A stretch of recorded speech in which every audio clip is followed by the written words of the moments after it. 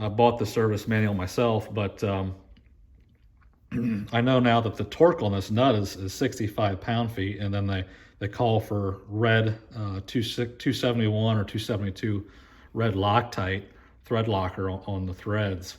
And it's also a lock nut, so I think the nut threads are deformed, and I'm not sure if this is supposed to be deformed this way or if I just got a bad nut. This was brand new in the package with Polaris part number, made in the USA. Just got this today in the mail, and I gotta say, it looks a little funky.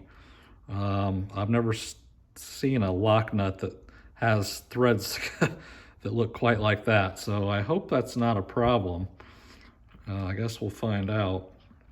You can see these little spots where there's impressions. I thought maybe that is where the locking action is going on, but this just looks like they came in with another tap at a different angle and kind of mangled the snot out of these threads. So I'm not sure about that. It's got me a little nervous.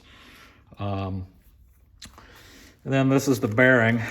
Similar story on the bearing. I could not find the exact replacement initially. So it's a Koyo,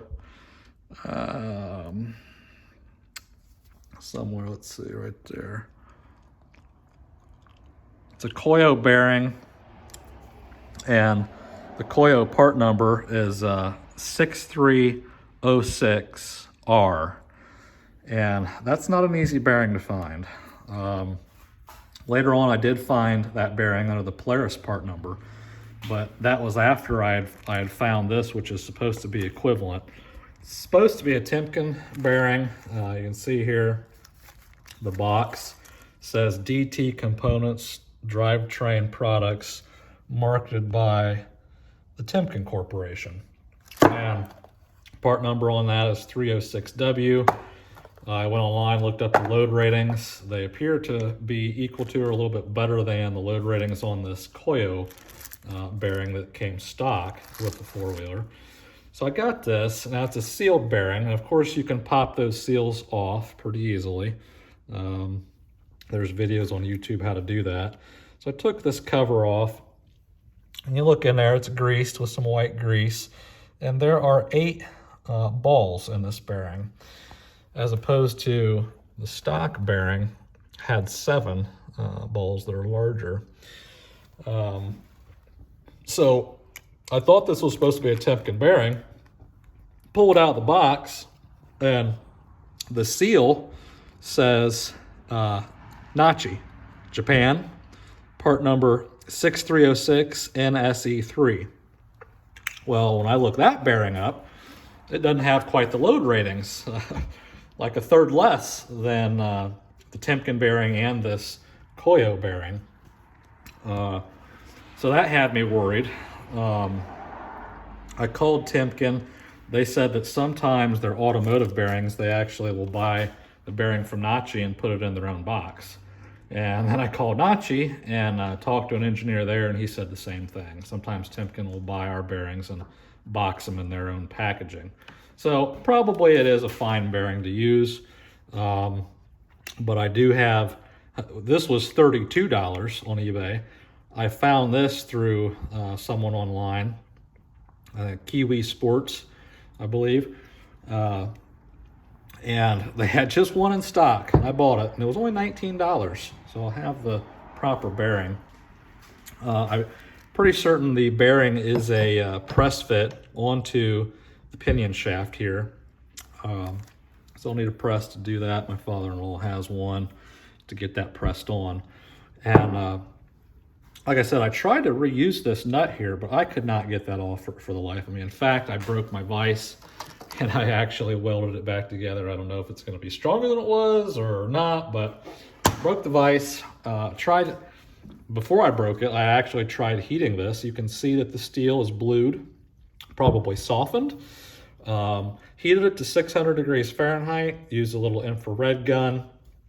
When I got it to 600, it was smoking with a little bit of gear oil that was on it and so forth. Trying to bake that Loctite out of the threads.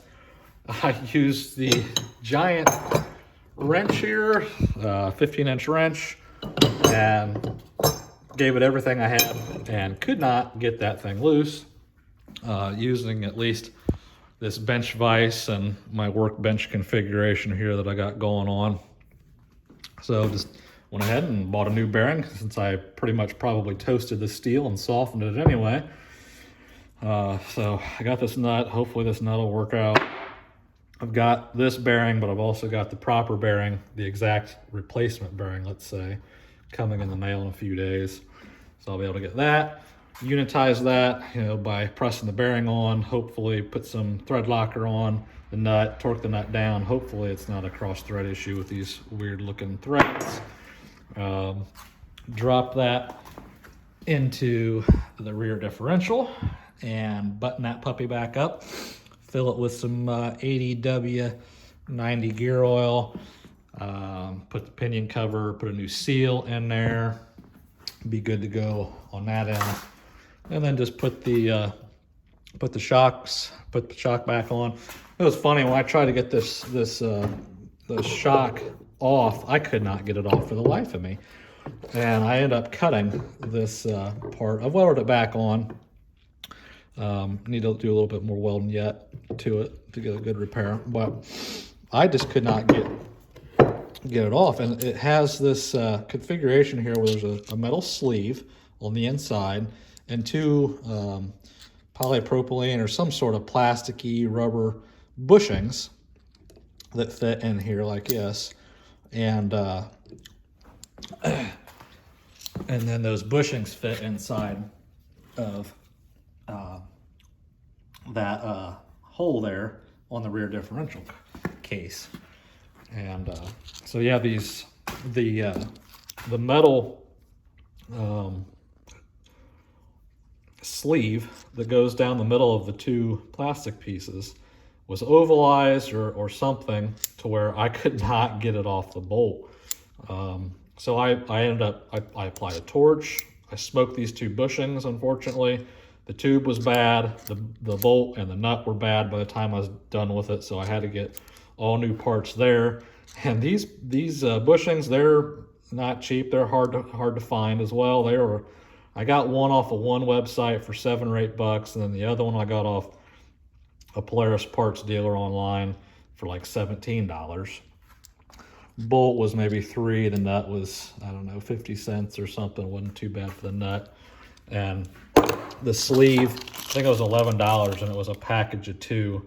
There was packs of one for about the same price. I just went and got two. A new oil drain plug, the one that was in there for my dad had the flats rounded over, so just went ahead and bought that. And this is a listing of all the parts I got into it so far. So you can see that coupling that I mentioned that was rounded over inside, $40. The shock bottom bolt, I guess it was $49. So these are prices with tax and shipping divided out on all the parts and so forth. Those polyurethane bushings, let's see, was that for both of them? Yeah, that was $17.17. Oil drain plug, $3.30. Rear shock bottom yoke tube, so that's that sleeve as I called it, $10 for two of them. The choke lever kit to repair the little lever that had broke, about $8. Oh, there's the other rear shock bottom polyurethane bushing that I got for a better price, $8.76. Rear shock nylock nut, so that's the little nut for this here, a little nylon insert for locking. I got two of those for $3.63. The rear shock absorber, $181.13. So I guess that was with the part plus tax plus shipping. I got a new O-ring to go inside of the coupling. As I mentioned, there's a gland inside of here to accept this O-ring to retain grease. Ignition plus two keys, $10. Instrument panel bracket that's bent, to replace that, $7. The rear pinion shaft with tax is $282. Oh, it's got issues with the electrical system too. I thought it was the rectifier, it was bad. So I bought one, $12, probably some cheap China unit, but Turns out I don't think the old rectifier here was bad. This is the new one. I think the issue is the stator. I'm getting 40 volts on one leg and then like 20 volts on the other two legs. So maybe there's a short amongst two of the windings in the stator. I don't know. I'm optimistic maybe I could fix it myself, but I'm thinking about just buying an RM stator too, but that's like over $100. Service manual, $21. The whole rear drive shaft with tacks. This guy here, that was $120. Used shock and spring from a 2002 Polaris Magnum 500, $40. All I wanted was the spring. I might go ahead and send that guy a note. He sent me a shock that's bad. That shock is shot. The oil's gone, the seal's bad. Battery cover, $14. That's this plastic piece that goes over the battery. This is all cracked up. Got one of those coming. There's that bearing with the tacks, the 35. I don't know if I'll keep that or not, or if I'll send that back. Because funny enough, I ordered one of these, 263 without tax. The company ended up sending me 2 of them. I'm guessing that was a mistake. I don't know. And the seal kit. So I got a whole seal kit. If I do end up, my plan here is just to replace the pinion and leave the ring gear that's in there alone. But if I put this all back together and it's real noisy, because you're supposed to replace, you know, ring and pinions, they say, is kind of a match set or new with new. If it's noisy, then maybe I'll buy the ring. I've got all the seals to do all the bearings and so forth if I go that route. But really, looking this pinion over in the gear teeth, they did not look bad at all. There wasn't a lot of wear, some small scratches and so forth, but it just did not look bad at all. So I'm hoping I can get away with that. So I wanted that seal kit anyway for the pinion cover seal, but I'll get all the other seals in case I need them along with that kit. Pinion lock nut, $7.50. So that's this guy here that I'm worried about the threads inside of it. Then I got some brake line tube nuts, a pack of 5, because I was an idiot and let the weight off of the jack. I had this was because I had the 4-wheeler in the middle of the garage on my side, taking up all that room, and I thought it was going to be a quick repair, but it's been dragging on for a month and a half now. So I wanted to move this to the front of the garage to get out of the way, get both our cars in since it's a winter. And I was a dummy, so I put the axle, the tires, this whole unit back on the swing arm and didn't put the shock back on, and took the weight off, and it just bottomed right out.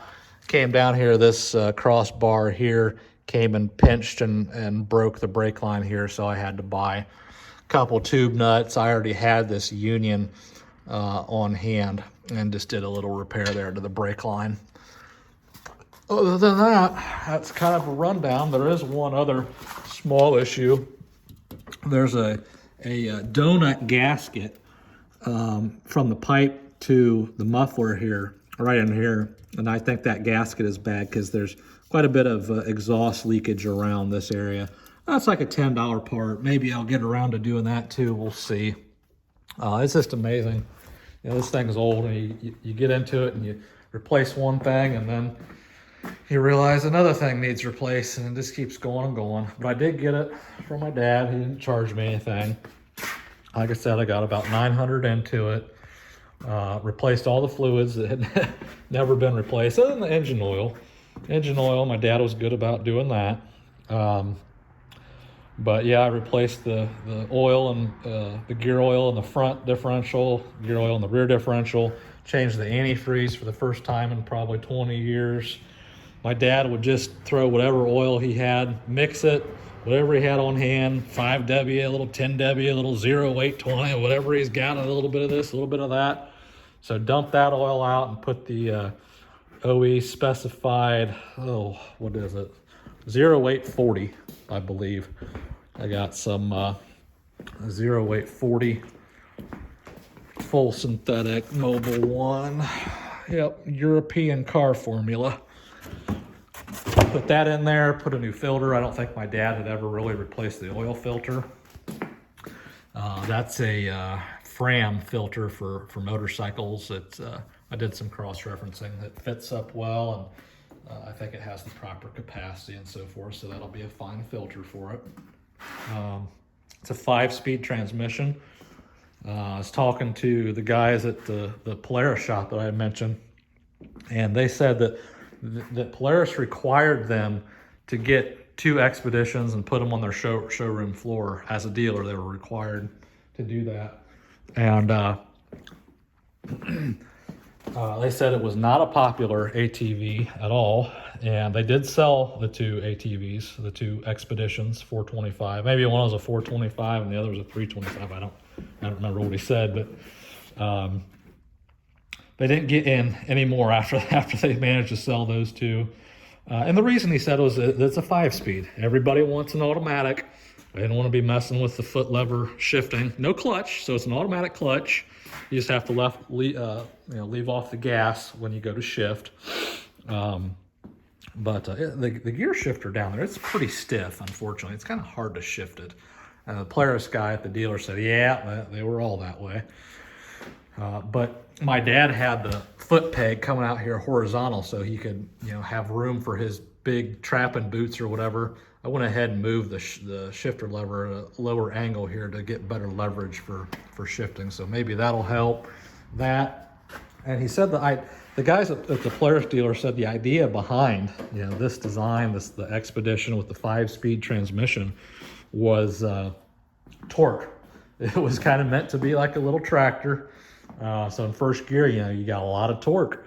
And my dad hooked this thing up to some bushes, some shrubs that he cut down, and hooked the root ball up, and it pulled the root ball right out. So, with the 4-wheel drive and everything. So I'm kind of excited about that. I got a few acres here that I can use this on for different homesteading activities and so forth. So yeah, so that's kind of an introductory video, and maybe I'll make some more when I actually get into this and start making repairs and so forth.